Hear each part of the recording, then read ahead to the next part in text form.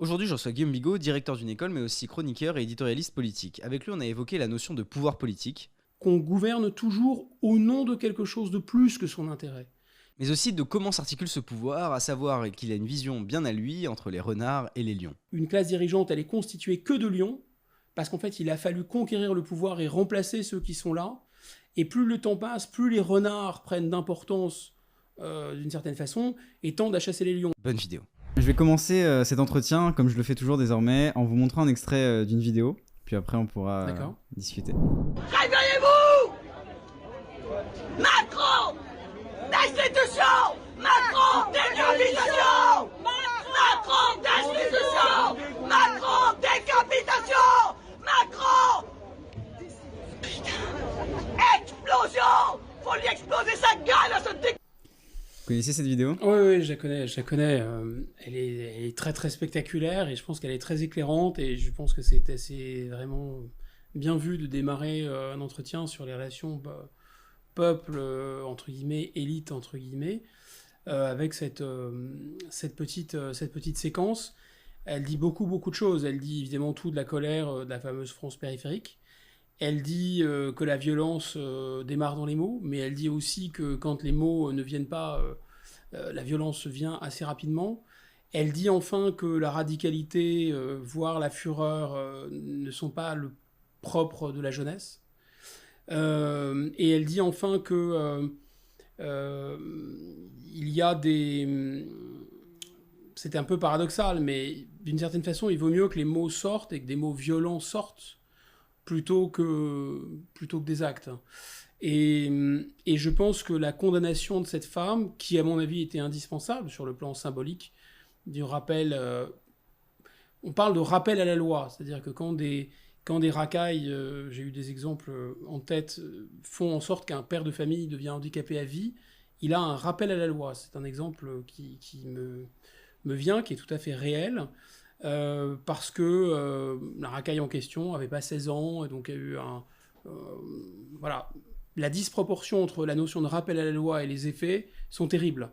Là, en l'occurrence, je pense que cette notion de rappel à la loi me semblait indispensable dans son cas, peut-être assortie d'une amende, parce qu'il fallait mettre un cran d'arrêt et que ce genre de propos est inacceptable en démocratie, mais le fait d'avoir eu de la prison pour ça, alors que dans le même pays, des gens peuvent, disons, rendre handicapés d'autres parce qu'ils déferlent, enfin parce que leur frustration, leur haine déferle, ça pose aussi un problème considérable de deux poids, deux mesures. Moi, je suis un partisan de dur Alex, sed lex, comme disaient les Romains, durer la loi, mais c'est la loi.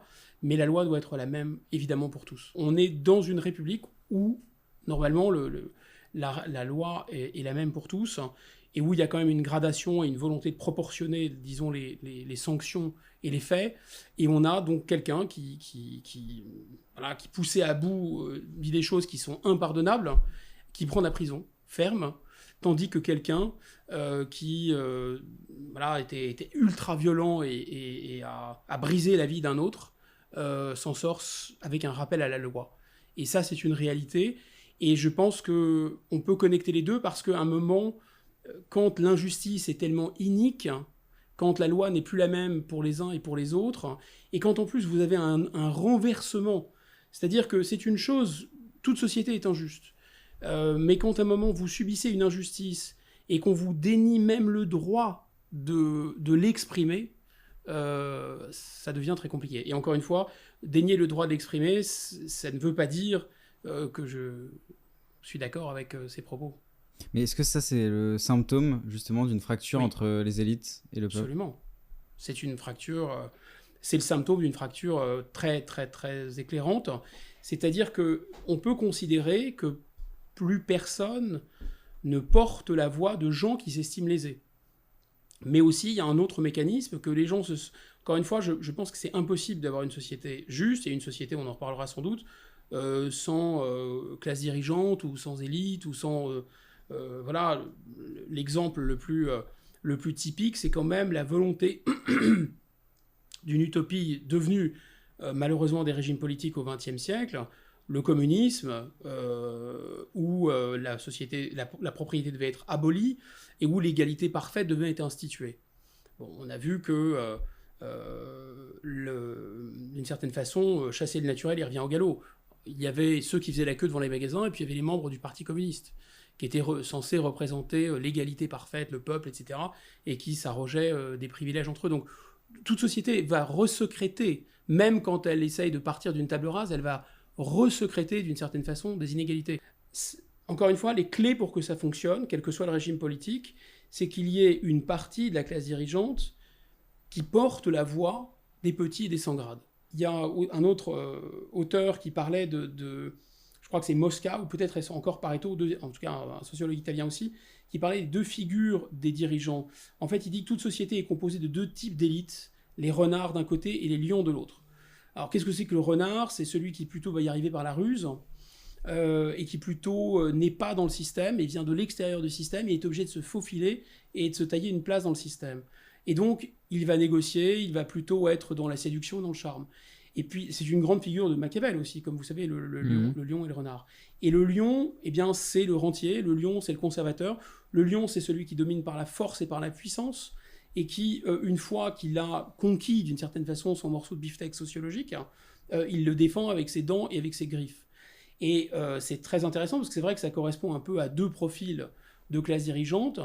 Et Mosca et Pareto disent que finalement, il y a une sorte d'alternance naturelle, c'est qu'au début, une classe dirigeante, elle est constituée que de lions, parce qu'en fait, il a fallu conquérir le pouvoir et remplacer ceux qui sont là.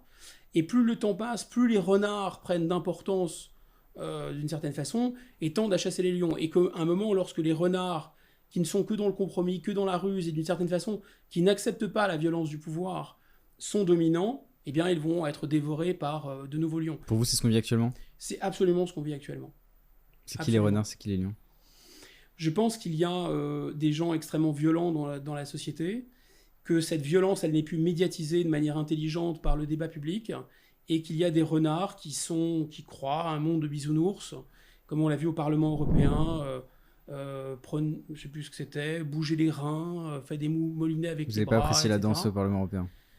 Je pense qu'elle est... que ce n'est...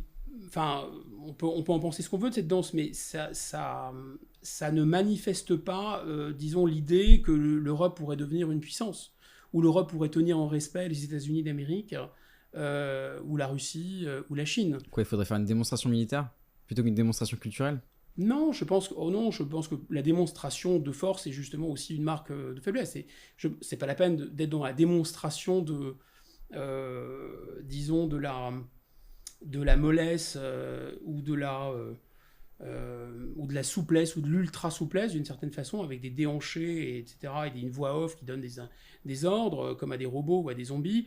On peut imaginer que c'est entre ça et Rambo ou les défilés sur la place rouge. Il y a peut-être quelque chose entre les deux qui correspondrait à la civilisation, en fait, si vous voulez. Voilà, donc là, l'utopie que d'une certaine façon, parce qu'on a les experts pour soi, les lobbies pour soi, parce qu'on pense être dans le vrai, on va d'une certaine façon gommer la dimension un peu, la guerre à l'extérieur, la possibilité de la guerre à l'extérieur, la possibilité de la guerre civile à l'intérieur, avoir une vision finalement assez naïve et assez angélique des rapports de force, et tout en expliquant aux gens comme la dame dans la vidéo que vous m'avez montrée que finalement tout va bien se passer, qu'on va leur parler comme le proposent les psychologues à voix basse pour désarmer leur agressivité, et qu'ils vont faire des groupes de parole ou des réunions Tupperware comme le propose le président Macron, parce qu'on a voté, mais maintenant on va débattre ce sur quoi on a voté, et que ça va être un grand débat permanent, et rassurez-vous, ça va très très bien se passer. De toute façon, vous ne le savez pas, mais nous avons raison, et vous avez tort, et comme on est très très gentil et très bienveillant, on va finir par vous en convaincre. Ça, c'est le propre des renards, du coup. C'est absolument le propre des renards.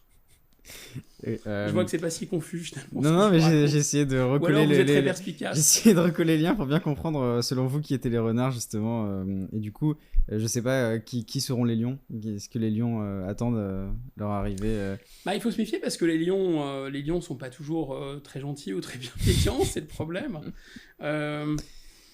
Il y a beaucoup de lions. Il y a des lions du populisme de droite, du populisme de gauche, des lions de l'islamisme, des lions même d'une espèce de colère informe, un peu assez informe comme a pu l'être les Gilets jaunes.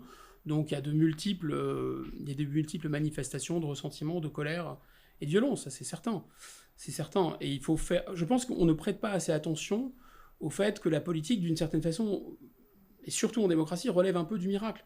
C'est-à-dire que désarmer la violence des êtres humains et les mettre d'accord, qu'ils s'accordent sur la manière dont on doit répartir le pouvoir, qui doit diriger, au nom de quoi, dans quelle direction on doit aller, etc., c'est assez miraculeux et c'est fragile.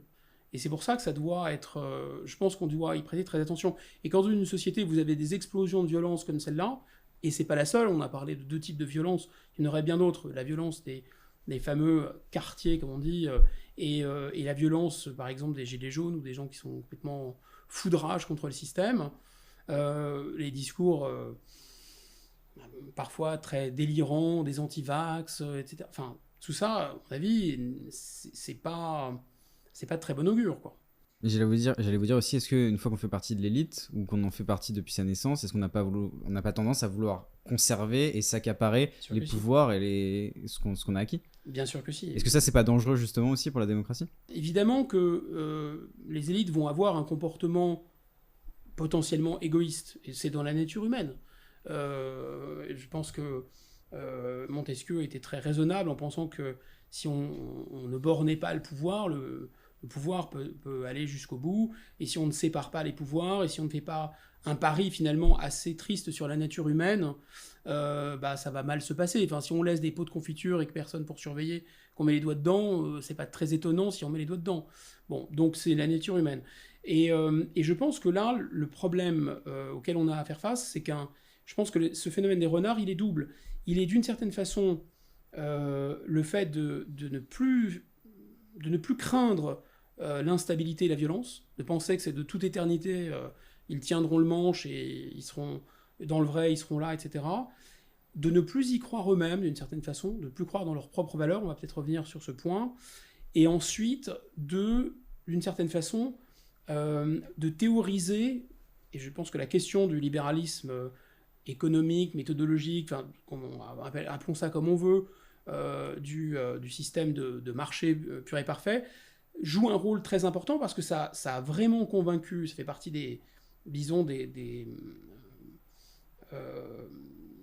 totems et des tabous de la classe dirigeante actuelle, c'est la vérité du libéralisme économique. Qui dit quoi ? Qui dit que chacun va se servir et servir ses propres intérêts. Alors à partir du moment où vous croyez que de toute façon le but dans la vie c'est de faire le plus de fric possible, de se servir le plus possible, d'être soi-même heureux, de s'épanouir, une fois que vous êtes au pouvoir, on l'avait vu déjà avec Sarkozy, ça continue avec Macron, etc., finalement vous mettez en avant votre puissance, votre pouvoir, comme un trophée en fait, vous étalez ça comme ça. Il y a une forme d'hypocrisie qui est assez sage. On m'avait raconté que François Mitterrand, on lui avait un publicitaire qui est très connu, qui s'appelle Jacques Séguéla, à l'époque était un jeune conseiller du Parti Socialiste, avait proposé à François Mitterrand, après une réunion, alors qu'il n'était pas président de la République, il allait être candidat à l'élection, de le raccompagner en Porsche, chez lui. Et Mitterrand a fusillé Séguéla du regard, lequel Séguéla dit maintenant un gars qui n'a pas de Rolex à 50 ans, un type qui a raté sa vie, vous voyez, et il l'a fusillé du regard. Et pourtant, je pense que Mitterrand était un jouisseur, aimait l'argent, était tout à fait capable d'être hypocrite, c'était pas un petit saint, etc. Et pourquoi il a fait ça ? Il se disait, mais c'est pas possible, moi, de me dire, d'avoir choisi la gauche, d'être de gauche, d'être parti socialiste, etc. Et si jamais quelqu'un me voit, et en plus, il n'y avait même pas les réseaux sociaux et les téléphones, vous voyez, dans une Porsche, ça ressemblera plus à rien. Mais qui aujourd'hui... Là, pour vous, gauche, c'est le symbole droite, d'une élite qui est respectueuse et qui a même... Je ne dis pas qu'elle est plus honnête, nécessairement, mais elle comprend qu'on gouverne toujours au nom de quelque chose de plus que son intérêt. Personne ne se fera tuer pour les fonds de pension. On doit cacher, c'est-à-dire qu'on doit cacher les choses, on ne doit pas dévoiler sa vie publique, par exemple la haute autorité, la transparence de la vie publique, on ne doit pas dire combien on a de voitures, combien on gagne, tout ça, ça doit être des choses qui doivent être cachées.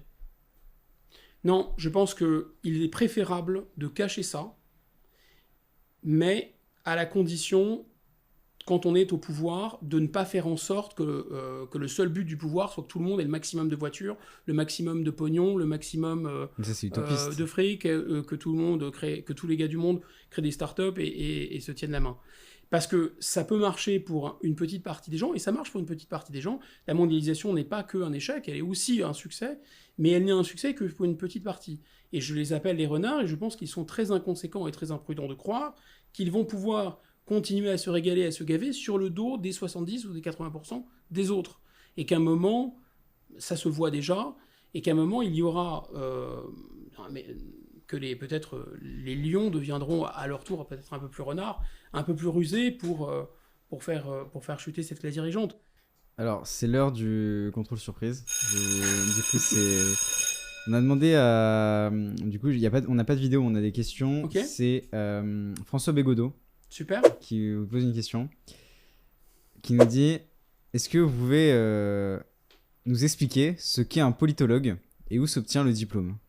D'accord. Oui, ça s'obtient à l'université, et un politologue, c'est la définition la plus canonique et la plus simple, c'est quelqu'un qui a un doctorat en sciences politiques.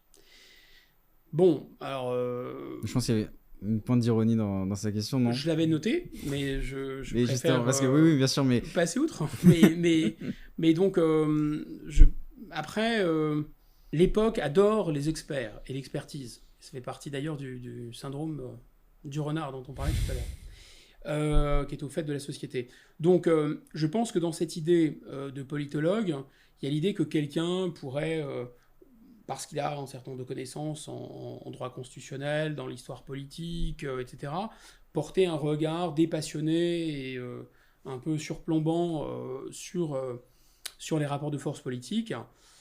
Moi, je fais partie, parce que j'ai une famille de pensée qui est l'hégélianisme, je pense qu'il est vraiment, il y a un côté même pascalien qui fait l'ange, fait la bête. C'est-à-dire que moins vous avouez quels sont vos préjugés, quels sont vos partis pris, quels sont vos angles morts, quelle est votre subjectivité, on l'a tous.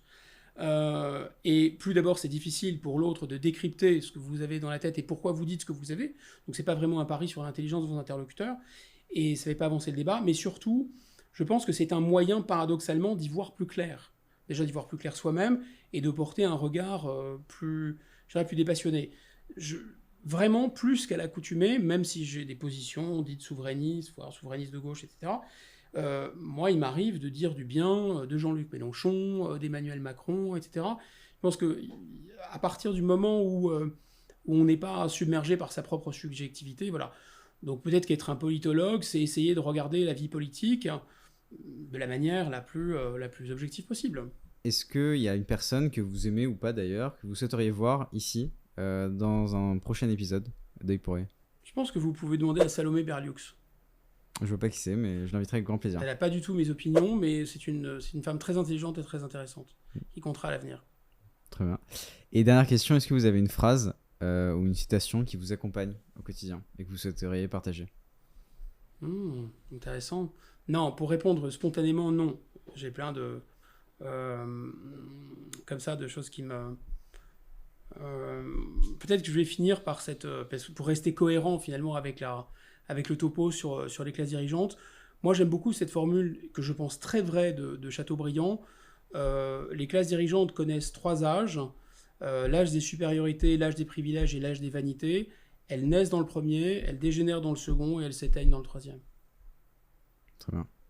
Merci Ça beaucoup. vous va ? Très bien, très bien. Chateaubriand, on se trompe jamais. Merci beaucoup, Guillaume. Merci à vous. Cet épisode d'Œil pour Œil est terminé, j'espère qu'il vous a plu. Si c'est le cas, n'hésitez pas à vous abonner, à activer la petite cloche pour être notifié lorsqu'une prochaine vidéo sortira, à mettre un j'aime et à nous laisser votre avis en commentaire, ça nous intéresse. C'était Antonin pour Le Crayon, salut.